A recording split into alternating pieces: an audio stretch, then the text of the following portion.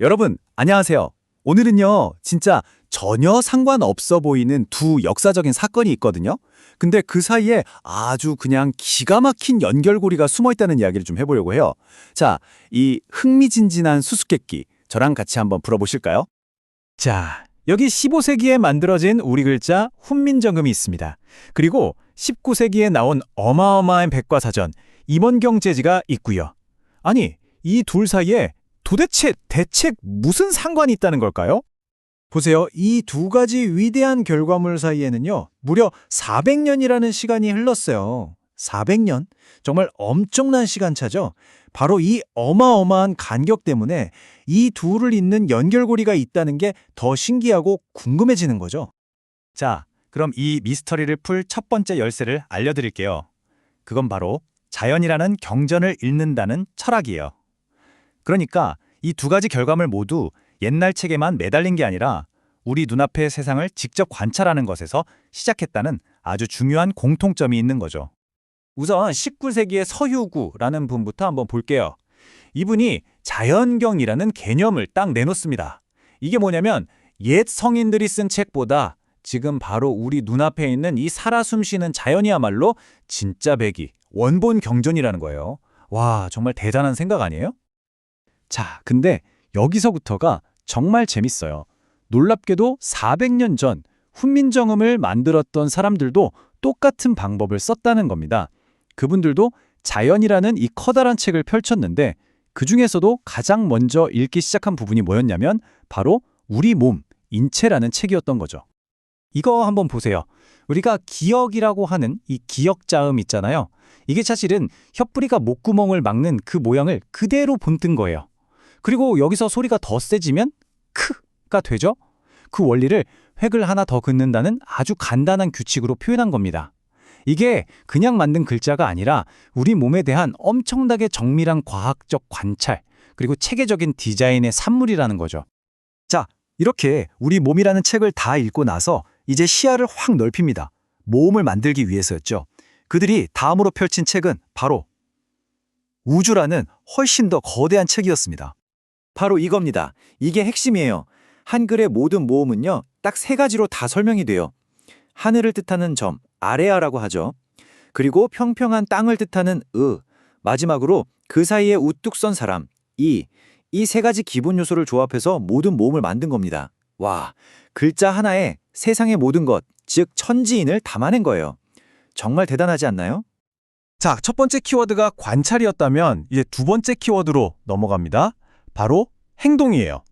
이게 무슨 말이냐면 그냥 자연이 만들어준 대로 사는 게 아니라 거기에 우리 인간의 노력이 더해져야 비로소 모든 것이 완성된다는 굉장히 적극적인 철학인 거죠. 19세기의 서유구는 이걸 딱 네 글자로 표현했어요. 바로 인대천공. 말 그대로 사람이 하늘의 일을 대신한다는 뜻인데요.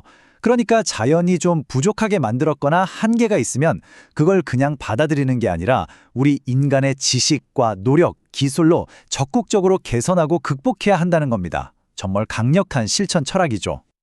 그런데 진짜 놀라운 건 뭔지 아세요? 지금으로부터 400년 전 훈민정음 해례본에 정확히 똑같은 생각이 적혀 있다는 거예요. 하늘과 땅이 모든 걸 만들지만 그걸 완성시키고 부족한 걸 채우는 건 반드시 사람의 몫이다. 와, 이거 정말 소름 돋지 않아요? 완전 평행 이론 수준이죠. 근데 여기서 끝이 아닙니다. 더 대단한 건 이 철학이 그냥 책에 쓰여 있는 문장이 아니란 점이에요. 우리가 매일 쓰고 있는 한글 한 글자 한 글자, 그 글자의 구조 자체에 이 사상이 그대로 녹아들어가 있다는 겁니다. 설계도처럼요. 한글 한 글자가 어떻게 만들어지는지 한번 볼까요? 먼저 소리를 시작하는 초성, 이게 바로 하늘의 일이에요. 그리고 소리를 끝맺는 받침, 종성, 이게 땅의 일이죠.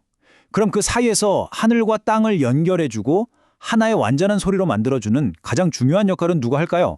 바로 사람의 일인 모음입니다. 결국 인간이 있어야 우주의 조화가 완성된다는 그 깊은 철학이 우리가 쓰는 글자 구조 안에 그대로 들어가 있는 거예요. 정말 놀랍죠? 자, 그럼 다시 19세기로 한번 돌아가 보죠. 한글의 구조에서 사람이 핵심 역할을 했던 것처럼 서유구 역시 현실 세계에서 우리 인간의 적극적인 역할을 엄청나게 강조했어요. 특히 그 시대에 널리 퍼져 있던 그냥 운명 탓만 하는 수동적인 태도에 정면으로 맞선 거죠. 그때는 말이죠. 많은 사람들이 풍토불이론이라는 생각에 사로잡혀 있었어요.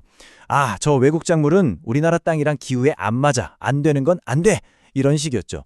근데 서유군은 이런 생각을 아주 단호하게 비판합니다.